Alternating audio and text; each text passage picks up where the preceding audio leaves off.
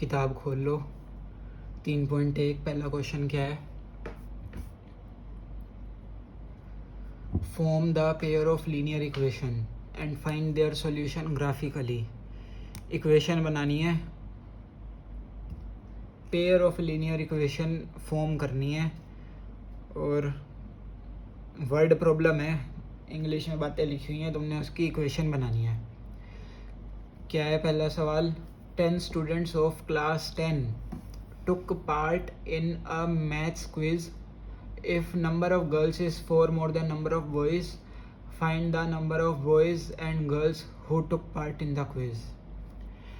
क्या बोल रहा है? 10 बच्चे हैं एक क्लास के, ठीक है, 10 बच्चे हैं, लड़का और लड़की मिला के 10 हैं। If number of girls is 4 more than number of boys, जो नंबर ऑफ गर्ल्स हैं, नंबर ऑफ लड़कियां 4 more than number of boys हैं, यानी कि लड़कों से 4 ज़्यादा लड़कियां हैं। ऐसे ही बता सकते हो मुँह जुबानी इसका आंसर क्या होगा। बोल रहा है 10 बच्चे हैं, ठीक है, लड़का लड़की मिला के 10 हैं और लड़कियां जो हैं वो लड़कों से 4 ज़्यादा हैं। लड़कियां जो हैं वो लड़कों से 4 ज़्यादा हैं। अगर मान लो सिर्फ इतनी सी बात करें हम कि 10 बच्चे हैं, लड़के और लड़कियां मिला के 10 हैं, ठीक है।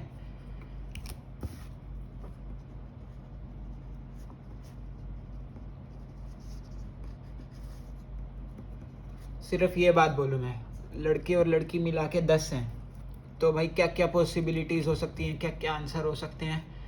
ये 1, ये 9, 1 और 9, 2 और 8, 3 और 7, 4 और 6, 5 और 5, 6 और 4, समझ रहे हो? 1, 9, ये भी तो हो सकता है 0, 10, 0, 10, 1, 9, 2, 8, 3, 7, 4, 6, 5, 5, 6, 4, 7, 3, 8, 2, 9, 1, 10, 0, ये सारे पॉसिबिलिटीज़ हैं। तो ये पता क्या चीज़ है? ये पॉइंट जो लिख दिए, ये पता क्या पॉइंट है? वो सारे पॉइंट हैं जो सिर्फ इसको सेटिस्फाई कर रहे हैं। वो सारे पॉइंट हैं जो सिर्फ इस इक्वेशन की लाइन पे आ रहे हैं, जो सिर्फ इस इक्वेशन की लाइन पे आ रहे हैं। मतलब असली में ग्राफ ये नहीं बनेगा, पर वैसे बता रहा हूँ कि ये सारे पॉइंट वो हैं जो सिर्फ इसको सेटिस्फाई कर रहे हैं, ठीक है। अब मैं क्या बोल रहा हूँ, एक और बात बोल रहा हूँ, पेयर दे रहा हूँ तुम्हें इक्वेशनों का। दूसरी इक्वेशन क्या है इसमें कि ना, गर्ल्स 4 मोर देन बॉयज़, यानी लड़कों में तुम 4 प्लस करोगे तो लड़कियाँ आएंगी, लड़कों में तुम 4 प्लस करोगे तो लड़कियाँ आएंगी।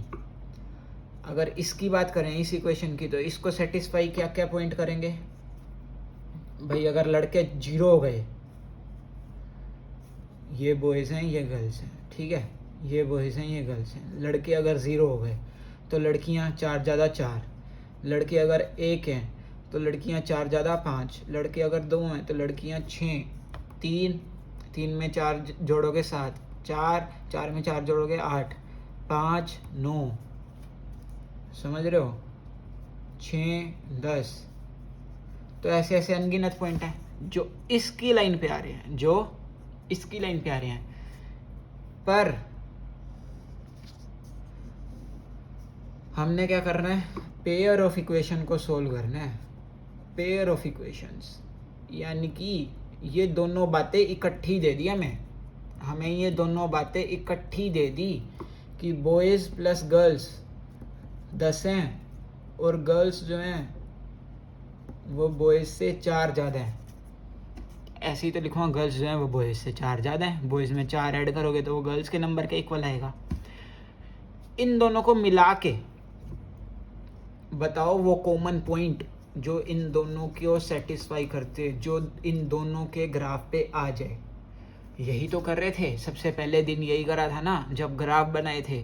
क्या बोल रहा था मैं कि इसकी लाइन पे तो इतने सारे पॉइंट आ रहे हैं, इसकी लाइन पे इतने सारे पॉइंट आ रहे हैं, पर तुमने वो कॉमन पॉइंट ढूंढना है, तुमने वो कॉमन पॉइंट ढूंढना है जो दोनों की लाइन पे आ रहा हो, जो दोनों की लाइन पे आ रहा हो, वो एक आंसर ढूंढना है, ठीक है। वो एक आंसर भी हो सकता है, 9 सॉल्यूशन भी हो सकते हैं और इनफाइनाइट पॉइंट भी हो सकते हैं, वो अलग बात है। पर हमने वो आंसर ढूंढना है ना जो दोनों को सेटिस्फाई करे, ठीक है। तो वैसे देख के पता लग रहा है कि मुजुबानी क्या आएगा आंसर, ये बन रहा है 3,7। अगर लड़के 3 हैं तो लड़कियां कितनी हो जाएंगी, 7 हो जाएंगी। 3 में 4 जोड़ोगे तो 7। तो ये वाली बात भी सेटिस्फाई हो रही है और ये वाली बात भी सेटिस्फाई हो रही है कि लड़का लड़की मिला के 10 भी बन रहे हैं और लड़कियां जो हैं वो लड़कों से 4 ज़्यादा भी हैं। 3,7 आंसर है इसका। लड़के 3 लड़कियां 7, लड़के 3 लड़कियां 7, ये इसका आंसर है। पर हमने तो ऐसे करना है ना, हमने तो यहाँ पे सोल्व करके दिखाना है ना कि कैसे सोल्व करना है। तो तुमने लिखना कैसे है, let number of boys x, let number of girls y according to question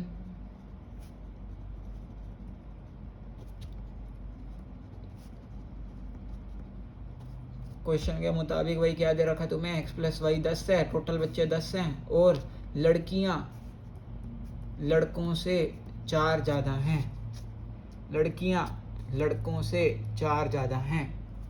ये तो पहली बात बन रही है कि x plus Y is equal to 10। अब इसे मैं स्टैंडर्ड फॉर्म में लिखूँगा तो क्या लिखूँगा, minus X plus Y is equal to 4। ये x उधर चला गया, उधर जाके माइनस का होएगा, minus X plus Y is equal to 4। X plus Y is equal to 10 and minus X plus Y is equal to 4।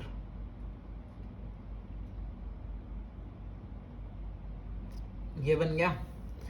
बस इतना ही करना है। अभी इस क्वेश्चन में तो क्या दे रखा है कि फॉर्म द इक्वेशंस, हमने इक्वेशन बना दी और क्या बोल रहा है कि सोल्व देम ग्राफिकली। अब तुम इसका ग्राफ बना लेना, x plus Y is equal to 10 का और minus X plus Y is equal to 4 का। इसका ग्राफ बना के आंसर निकालना। मैं तो इससे कर रहा हूँ, ऐसे ही तुम्हें करके बता रहा हूँ कि अगर इसे सोल्व करेंगे तो हमारा आंसर यही आ रहा है 3,7।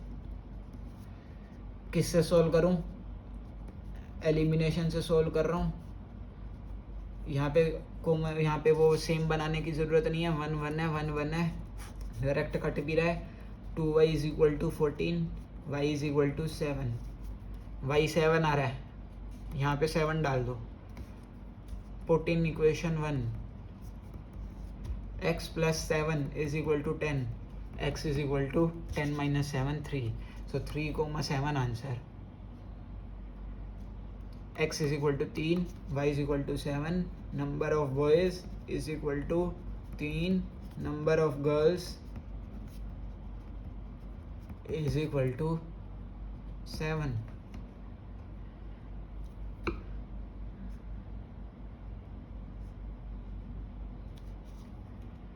तो बॉयज कोमा गर्ल्स क्या आ गए, 3,7। बस इतनी सी बात थी। तुमने ये इक्वेशन बनानी है कुल मिला के, उसकी बात को समझो और x और y मानो, जो भी तुम्हें निकालने को बोल रहे हो उसे x मानो और y मानो।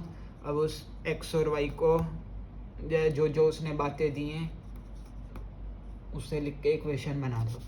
अगला क्वेश्चन क्या बोल रहा है, इसी क्वेश्चन का दूसरा part, 5 pencils and 7 pens together cost ₹50। 5 pencils and 7 pens together cost rupees 50, whereas 7 pencils and 5 pens together cost rupees 46. Find the cost of 1 pencil and of 1 pen। क्या बोल रहा है कि 5 पेंसिलें और 7 पेन खरीदे तुमने तो 50 के आएंगे, और 7 पेंसिल और 5 पेन 46 रुपए के आएंगे, 46 के। Find the cost of 1 pencil and 1 pen। Let cost of 1 pencil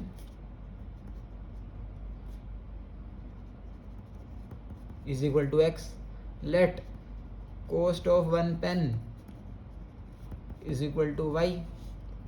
क्या बोल रहा है कि 5 पेंसिलें और 7 पेन 50 रुपए के हैं। कैसे लिखूंगा मैं इसे इक्वेशन में, अगर एक पेंसिल की कॉस्ट x है तो 7 पेंसिलों की कितनी आएगी? अगर एक पेंसिल 2 रुपये की है, अगर एक पेंसिल 2 रुपये की है तो 2 कितने की होंगी? 4 रुपये की। 3 कितने की होंगी? 6 की। 4 कितने? 4 पेंसिलें कितने की होंगी? 8 रुपये की होंगी। यानी कि अगर एक की कॉस्ट x है तो 5 पेंसिलें कितने की होंगी? 5x रुपीज़ की होंगी। एक की कॉस्ट को 5 से मल्टीप्लाई कर दिया, 5 पेंसिलों की कॉस्ट आ गई। और क्या बोल रहा है? 5 पेंसिलें और 7 पेन, 7 पेन इकट्ठे 50 रुपये के आ रहे हैं, ठीक है। और दूसरी इक्वेशन बोल रहा है 7 पेंसिल और 5 पेन 46 रुपीज़ के आ रहे हैं। Form the equations and solve them graphically. Equation मैंने बना दी, ग्राफ बना दो और एक आंसर निकाल दो इसका। इतनी सी बात है। क्या करा मैंने? कॉस्ट ऑफ 1 पेंसिल को x मान लिया, कॉस्ट ऑफ 1 पेन को y मान लिया। क्या बोल रहा है? 5 पेंसिलें और 7 पेन 50 रुपये की आएंगे। 5 पेंसिल कितने की आएंगी? 5x की आएंगी। 7 पेन कितने के आएंगे? 7y के आएंगे और इकट्ठे 50 रुपये के। ऐसे ये 7x 5y 46 रुपीज़ की। एक बात बता देता हूँ, अगर मान लो तुम्हें समझना है ना x और y मानना क्या है, अभी आगे के क्वेश्चन और ऐसे अटपटे होंगे, तो अगर तुम्हें समझना है कि x और y मानूँ क्या, तो तुमने क्या करना है, लास्ट में ना पूछ रहा होगा find the cost of 1 pencil and of 1 pen. Find cost of 1 pencil and 1 pen. उसी चीज़ को x और y मान लो तुम, उसी चीज़ को x और y मान लो। 1 पेंसिल को x, 1 पेन को y, बस।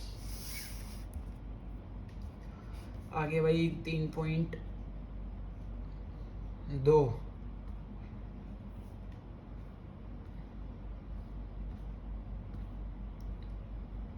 3.2 में क्या है?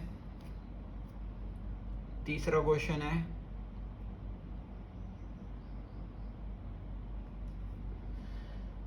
तीन पॉइंट 2 में तीसरे क्वेश्चन का पहला part.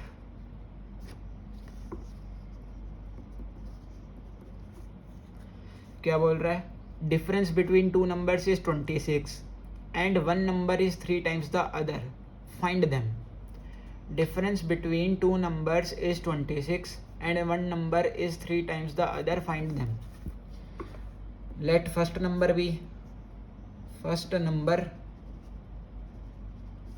be x, second number y।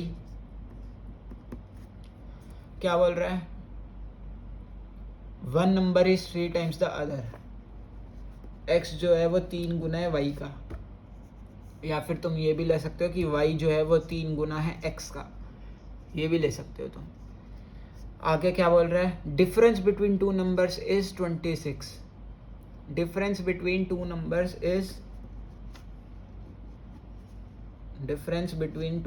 Is 26। x minus Y is equal to 26।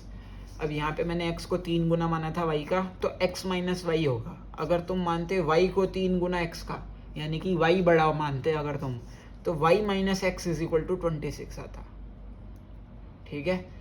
x is equal to 3y और x minus Y is equal to 26। दो इक्वेशन है, दोनों को सोल्व करना है। उसने तो ये तो सब्स्टिट्यूशन वाली एक्सरसाइज है, तो सब्स्टिट्यूशन मेथड से सोल्व करने के लिए बोला है। एक करके दिखा देता हूँ कैसे होएगा। पहली इक्वेशन में तो डायरेक्ट ही आया हुआ है, x is equal to 3y, यहाँ पे पुट कर दो। दूसरी इक्वेशन में पुट कर दो x की जगह 3y, 3y minus Y is equal to 26, 2y is equal to 26, y is equal to 13 आ गया y। और x क्या है? 3y के इक्वल 39 के इक्वल आ गया। 39 और 13 वो दो नंबर्स हैं। 2 नंबर्स आर 39 एंड 13। अब ये जो एक ही दम आज ही आके वीडियो देख रहे हैं उनको समझ तो आएगी नहीं, शुरू से शुरू करो, वो सारी चीज़ें देख के आओ, तब तुम्हें ये बातें बिल्कुल आसान लग रही होंगी। यहाँ पे क्या हो रहा है? x is equal to 3y था, इसमें सब्सटीट्यूट कर दिया, आंसर निकाला y इज इक्वल टू 13 और x इज इक्वल टू 39। अगला सवाल, the larger of 2 supplementary angles exceeds the smaller by 18 degrees, find them. यहाँ पे दो बातें क्या दे रखी हैं? दो ही लेटर होंगी और दो ही बातें दे रखी होंगी। वो दोनों बातें तुमने देखनी है क्या दे रखी हैं। यहाँ पे क्या बोल रहा है, the larger of to supplementary angles exceeds the smaller by 18 degrees. पहली बात तो ये दे रखी है कि दोनों सप्लीमेंट्री एंगल हैं। सप्लीमेंट्री एंगल क्या होते हैं? सप्लीमेंट्री एंगल वो होते हैं जिनका सम जो होता है वो 180 डिग्री होता है, और कॉम्प्लीमेंट्री क्या होते हैं? जिनका सम 90 डिग्री होता है। तो ये सप्लीमेंट्री दे रखे हैं। क्या बोल रहा है, तो हमने लेट करना है, let first angle be X, second be Y. ठीक है, क्या बोल रहा है, सप्लीमेंट्री हैं दोनों, यानी कि एक्स प्लस वाई 180 डिग्री है। दूसरी बात क्या बोल रहा है, larger exceeds the smaller by 18 degree, यानी कि बड़े वाला छोटे वाले से 18 बड़ा है, बड़े वाला छोटे वाले से 18 बड़ा है, बड़े वाला छोटे वाले से 18 बड़ा है, यानी कि छोटे वाले में 18 जोड़ोगे तो इक्वल का साइन बनेगा दोनों के बीच में। छोटे वाले में 18 जोड़ोगे तो इक्वल का साइन बनेगा दोनों के बीच में। ठीक है, ये पहली इक्वेशन थी। दूसरी वाली बन गई x minus Y is equal to 18। पहली x plus Y is equal to 18, x plus Y is equal to 180, दूसरी है x minus Y is equal to 18। दोनों इक्वेशन बन चुकी हैं। इसमें बड़ा एंगल हमने x माना है अपनी मर्जी से, लिख दिया ना यहाँ पे, बड़े वाला छोटे वाले से 18 बड़ा है, तो बड़े वाला तुम y मानो चाहे x मानो, जो सा मर्जी मानो। उसने तो दो एंगल पूछे हैं, लास्ट में तो तुम्हें आंसर ऐसे ही देना है भाई, दो एंगल ये रहे, तो आंसर ऐसे ही देना, दो एंगल ये रहे। तुम्हारी मर्जी है, तुम बड़े वाले का नाम x रखो, तुम बड़े वाले का नाम y रखो, तुम बड़े वाले का नाम अल्फा बीटा कुछ मर्जी रखो, अपना नाम रख दो, कुछ मर्जी रखो, आंसर आना चाहिए बस। ये x और y तो कुछ नहीं है, बस नाम है। तो अभी से सब्स्टिट्यूशन मेथड से सॉल्व करना है, वो तो आता ही होगा सब्स्टिट्यूशन मेथड से सॉल्व करना। दूसरी में से निकालो, दूसरी में से निकालना आसान है। x is equal to 18 plus Y होगा, यहाँ पे पुट कर दो 18 plus Y is equal to 180, 18 plus 2y is equal to 180, 2y is equal to कितना आएगा, 2y is equal to 180 minus 18 162, तो y इज इक्वल टू 162/2 81। एक एंगल आ चुका है 81। दूसरा एंगल क्या आएगा, क्या आया था x, 18 प्लस वाई यानी कि 81 प्लस 18। तो ऐसे करके तुमने निकालना है। लो यार करके दिखा देता हूँ। x is equal to 18 plus Y, put in 1, 18 plus Y is equal to 180 degree, 18 plus 2y is equal to 180 degree, 2y is equal to 180 minus 18 यानी कि 162, y is equal to 81। x क्या था, 18 प्लस वाई यानी कि 18 plus 81 यानी कि 99।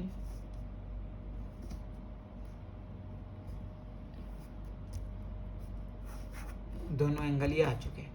ये था सब्स्टिट्यूशन मेथड से। दूसरी इक्वेशन से निकाला x is equal to 18 plus Y, first में पुट कर दिया। ठीक है, अगला सवाल। Coach of a cricket team buys 7 bats 6 balls for 3800 रुपये, 7 bats and 6 balls for rupees 3800। Later she buys 3 bats and 5 balls for 1750 rupees. Find the cost of each ball and each bat. Let cost of one bat x, cost of one ball y। क्या बोल रहा है, 7 bat और 6 ball, 7 bat 6 ball, 7 bat की cost इतनी होगी, 6 ball की cost इतनी होगी, मिला के 3800 रुपये दिए हैं उसने। क्या बोल रहा है आगे, 3x 5y मिला के 1750 रुपये दिए हैं उसने। ये 3 बैटों की कॉस्ट है, ये 5 बॉलों की कॉस्ट है। दो इक्वेशन बन चुकी हैं, सब्स्टिट्यूशन मेथड से सोल्व करने को बोल रहा है, कर दो। इसके बाद the taxi charges in a city consist of a fixed charge together with a charge for distance covered. For a distance of 10 km, the charge paid is rupees 105, and for a journey of 15 km, the charge paid is rupees 155. What are the fixed charges and the charge per kilometer? How much does a person have to pay for traveling a distance of 25 km? क्या बोल रहा है भाई, taxi का किराया जो है ना वो कैसे देना पड़ेगा तुम्हें. एक तो फिक्स्ड चार्ज है, ऊपर से चार्ज पर किलोमीटर भी है. यानी कि जैसे ही तुम टैक्सी में बैठोगे तो एक तो फिक्स्ड चार्ज तो वो पहले ही ले लेगा, और उसके बाद हर किलोमीटर का किराया तो है ही है. यही होता है हर बार ऑटो में भी बैठोगे तो उसमें क्या होता है कि 40 रुपये या 50 रुपये से शुरू होता है, उसके बाद हर किलोमीटर के पैसे देने पड़ते हैं. 20 रुपये मतलब ऑटो वाला पहले ही ले लेगा, 20 रुपये तो फिक्स्ड ही है. उसके बाद तो जो मीटर में आएंगे वो तुम्हें देने पड़ेंगे. यानी कि 20 रुपये तो मीटर तो 20 रुपये से पहले शुरू होएगा ही होएगा. फिक्स्ड चार्ज 20 रुपये है ही है. उसके बाद जितना किलोमीटर चलेगा उसके हिसाब से पैसे जुड़ते जाएंगे. तो क्या बोल रहा है, एक तो फिक्स्ड चार्ज है और चार्ज पर किलोमीटर है. बैठते ही ये रुपए तो देने ही देने हैं, उसके बाद मीटर इसके बाद से शुरू होएगा हर किलोमीटर का. तो टैक्सी का चार्ज ऐसे दिया जा रहा है. ठीक है, ये दोनों चीज़ें तुम्हें निकालनी है. 2 बातें पूछ रहा है, 2 लेटर निकालने को बोल रहा है, तो 2 बातें देगा भी. 2 गिवन चीज़ें होंगी तब तुम 2 लेटरों की वैल्यू उसमें से निकाल सकते हो. तो 2 बातें दे भी रहा है. क्या बोल रहा है कि 10 किलोमीटर के लिए 105 रुपये लगते हैं और 15 किलोमीटर के लिए 155 रुपये लगते हैं. 10 किलोमीटर के लिए 105 रुपये. Let fixed charge is equal to x रुपये. Let charge per kilometre y रुपये. x रुपये फिक्स चार्ज है, पर किलोमीटर चार्ज जो है वो y है. क्या बोल रहा है, 10 किलोमीटर के 105 रुपये लगे. 10 किलोमीटर के पैसे कितने दिए होंगे, बैठते ही x, और 10 किलोमीटर के हिसाब से 10 y लगेंगे. 1 किलोमीटर के y हैं तो 10 किलोमीटर के 10 y. ये टोटल कितने पैसे बने, 105. और बोल रहा 15 किलोमीटर के x प्लस 15y जो है वो 155 रुपये है. यहाँ से x और y निकालना है, फिक्स चार्ज और चार्ज पर किलोमीटर निकालना है. कितना ही आसान है. सब्स्टिट्यूशन मेथड से सोल्व करना है. x की वैल्यू निकालो यहाँ से और यहाँ पे पुट कर दो, y की वैल्यू आ जाएगी. वापस से x डालोगे तो x की वैल्यू आ जाएगी. दोनों की वैल्यू आ जाएंगी, फिक्स चार्ज की और चार्ज पर किलोमीटर की. मैं एलिमिनेशन से करूँगा, तुमने सब्स्टिट्यूशन मेथड से करना है. एलिमिनेशन से करना आसान है ना. माइनस माइनस माइनस काट दिया, ये बना -5y is equal to -50, y is equal to 10 रुपये. और x कितना आएगा, put in 1, x plus 10y is equal to 105 है. तो x plus 100 is equal to 105. x is equal to 105 minus 100 is equal to 5 रुपये. x is equal to 5, y is equal to 10. 5 रुपये fix charge है और 10 रुपये charge per kilometre है. बैठते ही तुमने 5 रुपये तो देने ही देने हैं. 5 के आगे से मीटर शुरू होएगा, हर किलोमीटर के 10 रुपये लगेंगे. ये बात बोल रहा हो. उसके बाद क्या बोल रहा है, how much does a person have to pay for travelling a distance of 25 kilometre. 25 kilometre के कितने लगेंगे भाई, 5 रुपये तो पहले ही दे दो और 10 रुपये के हिसाब से 25 किलोमीटर चल दो. कितने हो गए, 5 रुपये देने हैं और 250 रुपये देने हैं. 255 रुपये टोटल हो गए.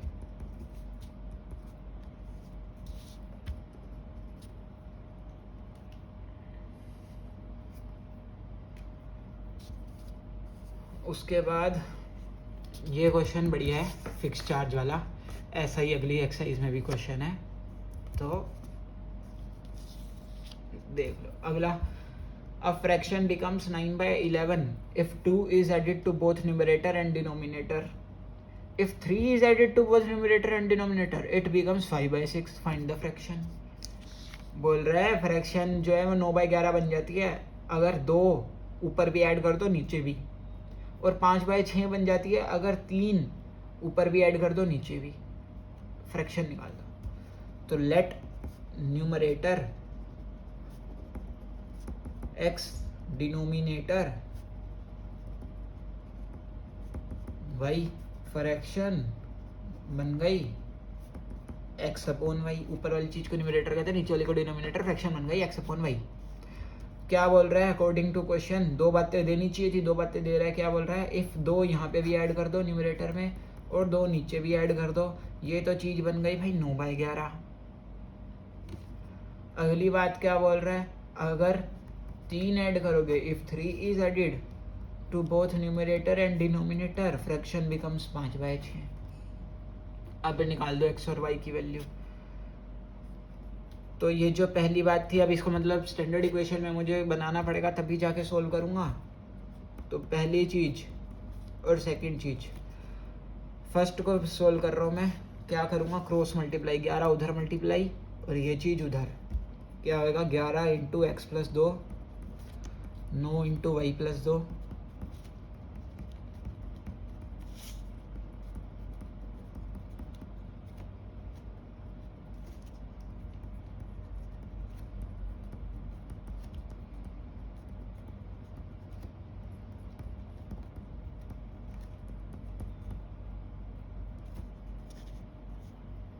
(11x - 9y = -4 आ चुका. उसके बाद दूसरे इक्वेशन को सोल्व कर रहा हूँ, क्रॉस मल्टीप्लाई करूँगा इसे. 6 उधर और ये समान उधर. क्या बनेगा? 6x + 18 = 5y + 15. 6x - 5y = 15 - 18. 6x - 5y = -3. एक ये इक्वेशन बनी है, एक ये इक्वेशन बनी है. सोल्व करना है, दोनों को इकट्ठा लिख रहा हूँ. एक तो ये बनी है और पहले वाली क्या बनी थी? 11x - 9y = -4. ये पहले वाली थी, इसे a लिख दो इक्वेशन, ये इसे b लिख दो. ये 2 इक्वेशनें बनी हैं, इसे तुमने सोल्व करना है सब्स्टिट्यूशन मेथड से. कर दो. करके भी दिखाना है क्या? एक लो यार, करके दिखा देते हैं.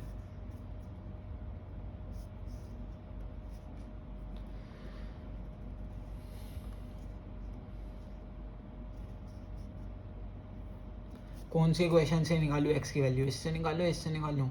आसान तो किसी से भी नहीं बढ़ रहा, जिससे मर्जी करो, एक ही बात पढ़नी है. a से निकाल लेते हैं. 11x = -4 + 9y. x = -4 + 9y upon में 11. ये आ चुका x. पुट इन b में पुट कर दिया. 6 - 4 + 9y अपॉन 11 -5y = -3. आगे 6 अंदर मल्टीप्लाई होगा, -24 प्लस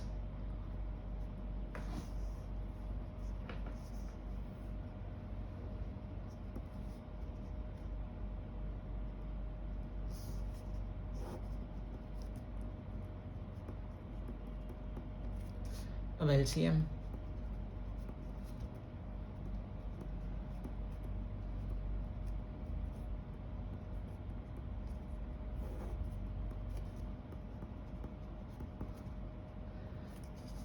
प्लस का 54 माइनस का 55 प्लस का 54 माइनस का 55 माइनस का 1y बनेगा और ये 11 उधर मल्टीप्लाई होगा तो -33 बनेगा. ठीक है. क्या हुआ? -24 + 33 = y. y उधर चला गया, 33 इधर भेज दिया. इधर माइनस का था, इधर जाके प्लस. ये इधर माइनस का था, उधर जाके प्लस. 33 - 24 9 = y. 9 आ गया भाई. x में पुट कर रहा हूँ, x की वैल्यू निकाल देंगे. x = -4 + 9y upon 11 is equal to -4 9y, y या 9, तो 9 इंटू 9 81, 81 माइनस 4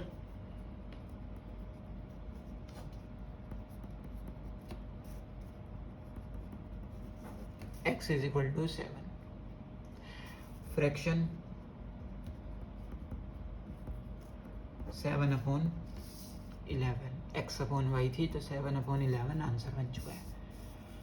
ये है इसका सॉल्यूशन।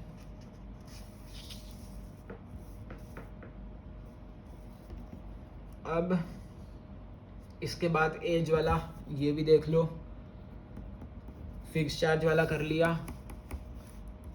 फ्रैक्शन वाला कर लिया, अब एज वाला देख लो। 5 years hence, hence का मतलब आगे, बाद में, 5 साल बाद। 5 years hence age of Jacob, 5 years hence age of Jacob will be 3 times that of his son. 5 years ago Jacob's age was 7 times that of his son. What are their present ages? Let present age of Jacob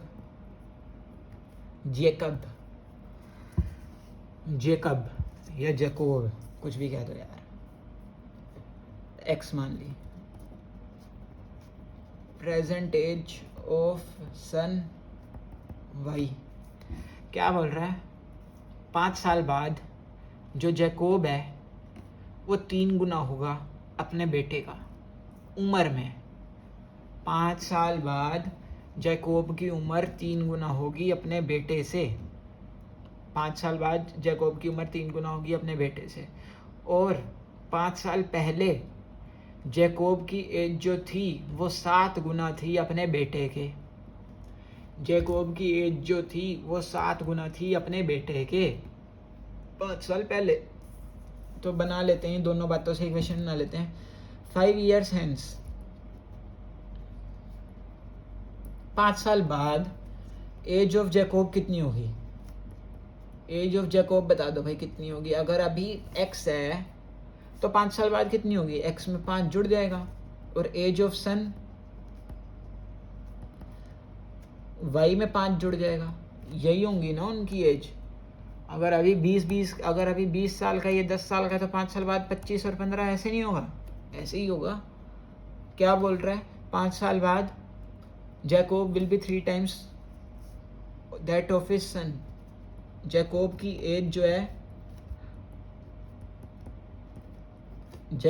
as जो है वो सन के 3 गुना होगी। सन के 3 गुना। सन को 3 से multiply करोगे तो जैकोब की एज बनेगी। ये बात बोल रहा है, ठीक है। और क्या बोल रहा है कि 5 साल पहले तो इनकी एज ये रही होगी, x - 5 और y - 5। 5 साल पहले 5 years ago Jacob's age was 7 times that of his son. Jacob की एज जो थी वो 7 गुना थी अपने सन के 7 गुना थी। 5 साल बाद 3 गुना होगी, 5 साल पहले अपने सन के 7 गुना थी। तो ये दोनों इक्वेशन बनी है, इन्हें सोल्व करना है। पहले इन्हें स्टैंडर्ड फॉर्म में लेके आना पड़ेगा। कैसे लेके आएंगे? 3 को अंदर मल्टीप्लाई करो, लो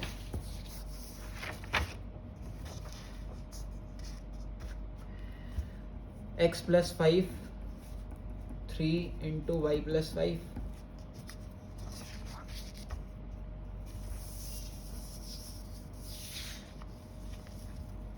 x + 5 = 3 × y + 5। यही है कि 5 साल बाद 3 गुना होगी। क्या लिख दिया इसे? x + 5 = 3y + 15। x - 3y = 15 - 5।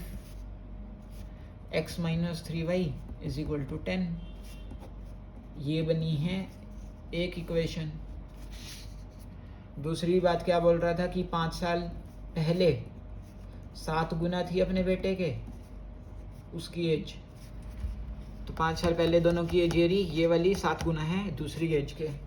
कैसे सोल्व करेंगे? x minus 5 is equal to 7y minus 35, x minus 7y is equal to minus 35 plus 5, x minus 7y is equal to minus 30। ये बन गई बी इक्वेशन। सब्स्टिट्यूशन मेथड से इन दोनों को solve करना है, x और y आ जाएगा। x क्या है फादर की एज, y क्या है सन की एज। यही करना है सब्स्टिट्यूशन मेथड से। इसके बाद है एलिमिनेशन एक्सरसाइज वाली सारी इक्वेशन है। 3.3 एक्सरसाइज जो है उसकी इक्वेशन है, तो 3.3 भी देख लेते हैं। एलिमिनेशन वाली उसकी इक्वेशन बना लेते हैं। इक्वेशन तो सोल्व कर ही लोगे।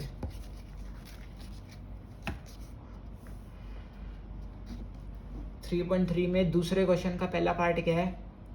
If we add 1 to numerator and subtract 1 from denominator, a fraction reduces to 1। ये फिर से वही फ्रैक्शन वाला क्वेश्चन है। If we add 1 to numerator and subtract 1 from denominator, a fraction reduces to 1। पहले बना लेते हैं। लेट न्यूमरेटर x, डिनोमिनेटर क्या है y, फ्रैक्शन क्या है x अपॉन y। क्या बोल रहा है?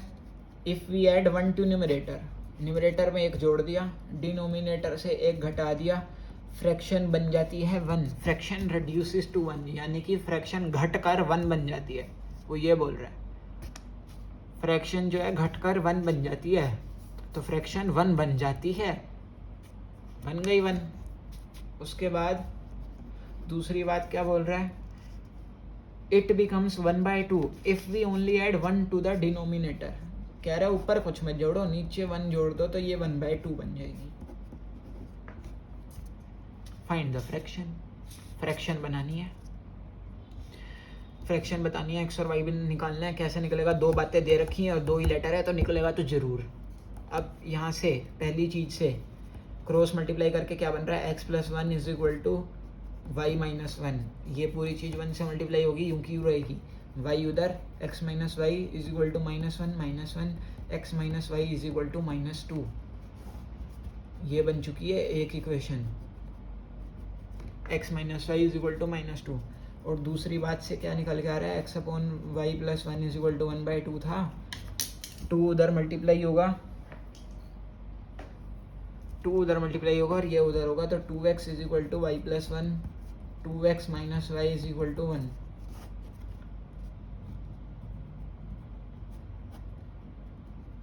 ये बन गई दूसरी बात। सोल्व करना इनको। x minus Y is equal to -2 थी a और 2x minus Y is equal to 1 थी b। एलिमिनेशन से सोल्व करना है, तो साइन चेंज कर दो, सब्ट्रैक्ट कर दो, तो ये प्लस था तो माइनस बन जाएगा, ये माइनस था तो प्लस बन जाएगा, यहाँ पे प्लस था तो माइनस बन जाएगा।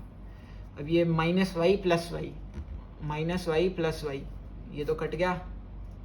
यहाँ पे क्या है? x minus 2x, x minus 2x, और यहाँ पे क्या है? -2 -1। अरे 1x माइनस 2x क्या आएगा? -1x ही तो आएगा। 1 माइनस 2 क्या होता है? -1। Minus x is equal to -3, x is equal to 3। अब y निकालना है, तो इसमें पुट कर दो, इसमें पुट कर दो। इसमें पुट करना आसान है, a वाली में x minus Y is equal to -2 है, x की जगह 3 पुट करेंगे, 3 minus Y is equal to -2, minus Y is equal to -5, y is equal to 5।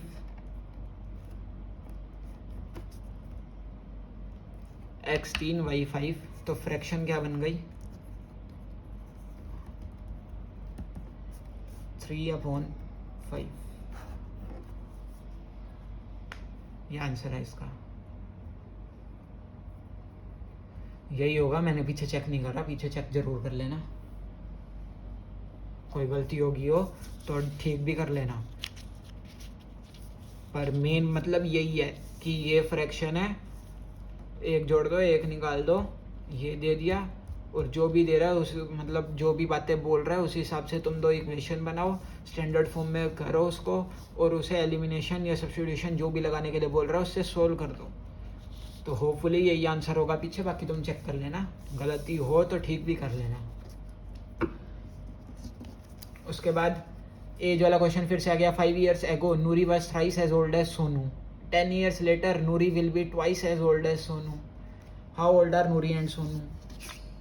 As of Noori x, age of Sonu y मान ली। क्या बोल रहा है? 5 year ago, 5 year ago इनकी एज यही होगी भाई, नूरी की ये होगी, सोनू की ये होगी, 5 साल पहले। अभी एज है x और y, तो 5 साल पहले यही एज होगी ना। अच्छा, 5 year ago Noori was thrice as old as Sonu. ये नूरी की एज जो थी वो 3 गुना थी सोनू के। सोनू को 3 से मल्टीप्लाई करोगे तो नूरी की एज आएगी, तब इक्वल टू का साइन आएगा बीच में। ये बनी पहली बात। दूसरी बात, 10 years later 10 साल बाद भाई यही एज होगी दोनों की। Noori will be twice as old as Sonu, ये नूरी की एज जो है वो दुगनी होगी सोनू के। तो ये बन गई दूसरी बात। दोनों को स्टैंडर्ड फॉर्म में करो और इसे सोल्व करो। स्टैंडर्ड फॉर्म में क्या, 3 को अंदर मल्टीप्लाई करो और वाई उधर लेके जाओ, एक्स और वाई एक साथ, बाकी कॉन्स्टेंट उधर। दोनों का एलिमिनेशन मेथड से सोल्व करना है। तीसरा question, sum of digits of a 2 digit number is 9। Sum of digits of a 2 digit number is 9। Also 9 times this number is twice the number obtained by reversing the order of digits, find the number। ये बहुत ही बढ़िया question है, तगड़ा question है। इसमें देख लो क्या करना है। Sum of digits of a 2 digit number is 9, बोल रहा है 2 digit का नंबर बनाओ।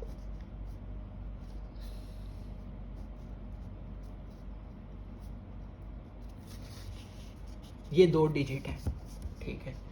क्या बोल रहा है? Sum of the digits is 9। तो ये तो आसान है भैया, sum of digits is equal to 9, x plus y को 9 लिख देंगे, ठीक है। 9 times this number is twice the number obtained by reversing the digits. क्या बोल रहा है? इस नंबर को 9 से मल्टीप्लाई करो, तब क्या होगा? Twice the number obtained by reversing the digits. इस डिजिट्स को रिवर्स करना, जो दूसरा नंबर होगा उसका दुगना बनेगा वो।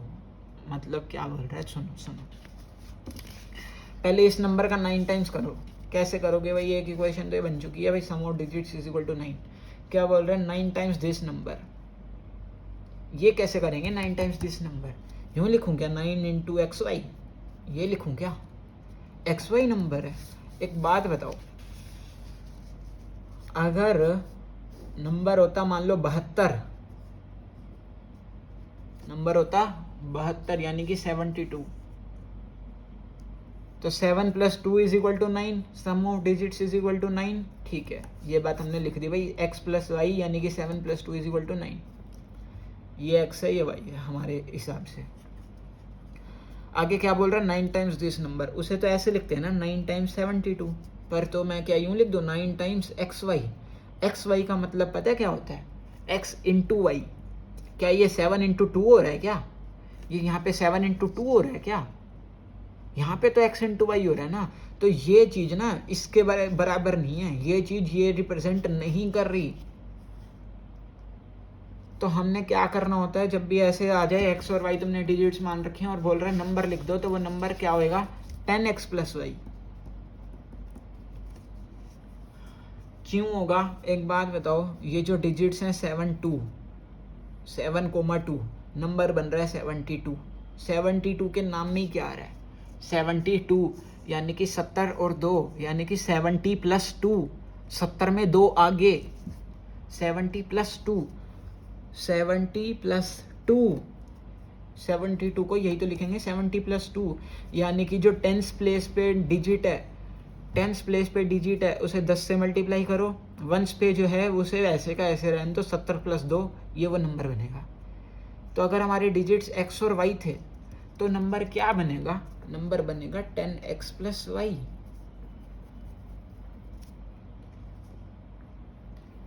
10x plus y will be the number. ठीक है, 10x plus y नंबर है. अब क्या करना है, बोल रहा है इस नंबर को 9 से गुना करो. 10x plus y को 9 से गुना करो. 9 times this number is equal to 9 times this number is equal to twice the number obtained by reversing the digits. जब तुम डिजिट्स को रिवर्स कर दोगे तो नंबर बनेगा, यहाँ पे y आ जाएगा, यहाँ पे x आ जाएगा. 10s प्लेस पे y, 1s प्लेस पे x. तो नंबर क्या बनेगा, 10y प्लस x नहीं बनेगा.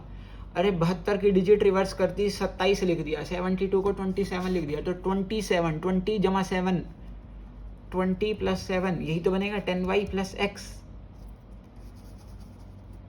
तो 9 into 10x plus Y is equal to 2 into 10y plus x. दूसरी बात वो ये बोल रहा है.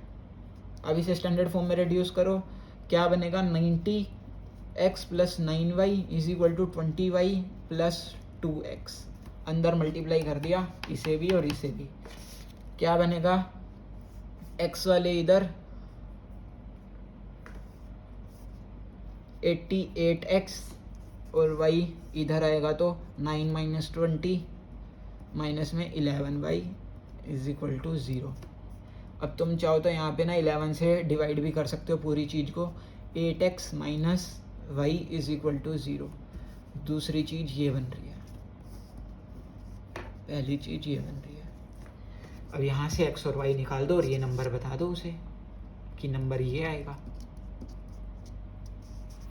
ठीक है, क्या आएगा नंबर, सोल्व कर दो. क्या, x plus Y is equal to 9, 8x minus Y is equal to 0, y से y गया, x plus 8x 9x is equal to 9, x is equal to 1, x is equal to 1. यहाँ पे put करा, x plus Y is equal to 9 है ना, तो 1 plus Y is equal to 9 है, तो y इज इक्वल टू 8 है.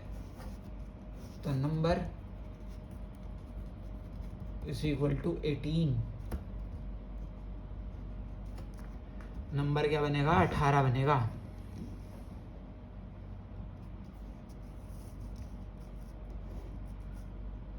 ठीक है, ये इसका आंसर होगा 18. करा क्या, मेन बात कुल मिला के यही थी कि 72 को हमने 72 करके लिखना है, 70 प्लस 2, यानी कि एक्स वाई को हमने 10x प्लस वाई करके लिखना है. और अगर रिवर्स करेंगे तो 10y प्लस एक्स आएगा. इतनी सी बात थी. मतलब अंदर मल्टीप्लाई करके स्टैंडर्ड फॉर्म, और उसके बाद यहाँ पे 8, यहाँ पे 11 से डिवाइड क्यों करा, एलिमिनेशन में मल्टीप्लाई भी तो करते हैं, मल्टीप्लाइंग फर्स्ट बाय 2, तो तुम डिवाइड भी कर सकते हो किसी एक नंबर से पूरी चीज़ को, तब भी वही सेम लाइन ही बनेगी. सेम लाइन तो बनेगी. अब ये दोनों लाइनें सेम ही हैं, तो इसे सोल्व करो इसके साथ या इसे सोल्व करो इसके साथ, एक ही बात है ये, क्योंकि ये दोनों लाइन सेम है, कोइंसिडेंट लाइन नहीं है, क्योंकि एक दूसरे का मल्टीपल ही तो है ये. तो इस पूरी को 11 से डिवाइड कर दिया, ये लाइन बन गई, कर दिया आगे सोल्व. उसके बाद एक है सवाल, Meena went to a bank to withdraw 2000 rupees. Fourth part, Meena went to a bank to withdraw 2000 rupees. She asked the cashier to give her 50 rupees and 100 rupees notes only. Meena got 25 notes in all. How many notes of rupees 50 and rupees 100 did she receive? Let number of rupees 50 notes, मान लिया x, भाई 50-50 के 100 x notes थे और 100 के y note थे. 50-50 के x note थे, 100 के y नोट थे. क्या बोल रहा है कि 25 नोट मिले टोटल, तो x प्लस वाई 25 है. भाई इसके नोट और इसके नोट x है, 50 वाले के नोट x है, 100 वाले के नोट y हैं. टोटल नोट उसको 25 मिले हैं, तो x प्लस वाई 25. उसके बाद क्या बोल रहा है, टोटल पैसे उसने 2000 निकलवाए थे. अगर 50-50 के 2 नोट होते तो कितने रुपए होते, 100. 50-50 के 3 नोट होते तो कितने रुपए होते, 150. 50-50 से x नोट है तो 50x रुपये, 100 y रुपये, टोटल मिला के 2000 रुपये हैं. ये पहली इक्वेशन, ये दूसरी इक्वेशन. दूसरी इक्वेशन को तुम सिंप्लीफाई कर सकते हो 50 से काट के, क्या आएगा, x plus 2y is equal to 50 से काटूंगा तो कितना,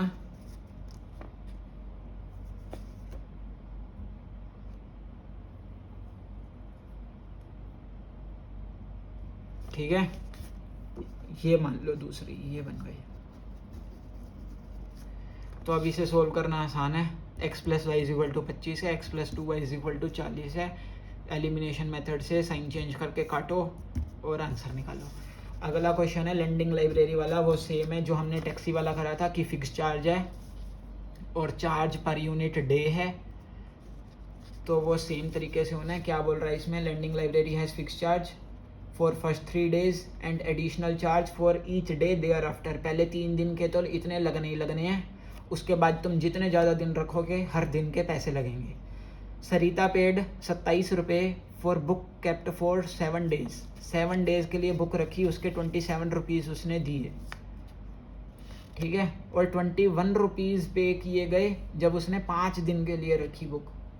तो बताओ कितना फिक्स चार्ज है और कितना चार्ज फॉर एक्स्ट्रा डे है। Let fixed charge x rupees और चार्ज पर यूनिट डे यानी कि हर दिन का चार्ज y मान लिया, जो लगना ही लगना है। पर ये फिक्स चार्ज ना पहले 3 दिन के लिए है, तुमने एक बार x दे दिया तो 3 दिन के लिए बुक तुम्हारी, तुमने कुछ नहीं देना। 3 दिन के बाद चौथे दिन से ये लगना शुरू होगा। क्या बोल रहा है, 7 दिन के लिए 27 रुपये दिए गए, तो x दे दिए एक तो 3 दिन के लिए, उसके बाद 4 दिन और रखी तो 4 दिन के हिसाब से 4y रुपीज़ बनेंगे, 27 रुपये बन गए भाई। x रुपये पहले दे दिए 3 दिन के, उसके बाद 4 दिन के हिसाब से y रुपीज़ और दिए तो 4y। अगली बात क्या बोल रहा है कि 21 रुपये दिए 5 दिन के लिए, 5 दिन के लिए, 3 के तो ये हो गए, 2 दिन के लिए 2y रुपीज़। इसे सोल्व करना एलिमिनेशन मेथड से कितना ही मुश्किल है, कुछ भी नहीं है, साइन चेंज करके काटो और आंसर निकालो। तो ये थे क्या बोलते हैं उन्हें, वर्ड प्रॉब्लम, यानी कि इक्वेशन पहले तुमने बनानी थी। इक्वेशन बनानी थी, क्या बातें थी, कुल मिला के एक बात याद रखनी थी कि 2 बातें देगा, 2 ही लेटर पूछेगा, वो 2 लेटर मानो। और वो 2 लेटर कौन से मानने, अगर समझ नहीं आ रहा तो नीचे लिखा होगा find how many notes of ₹50 and ₹100, find the fix charge and charge for extra day. तो उसी को तुमने x और y मानना है। वैसे तो ऊपर का क्वेश्चन पढ़ते ही तुम्हें समझ आ जाएगा किन 2 चीज़ों की बात हो रही है, उन्हें x और y मानना है। 2 बातें 2 लेटर, आंसर निकालो। दोनों का सब्स्टिट्यूशन से करो या एलिमिनेशन से करो, जिस मर्जी से करो।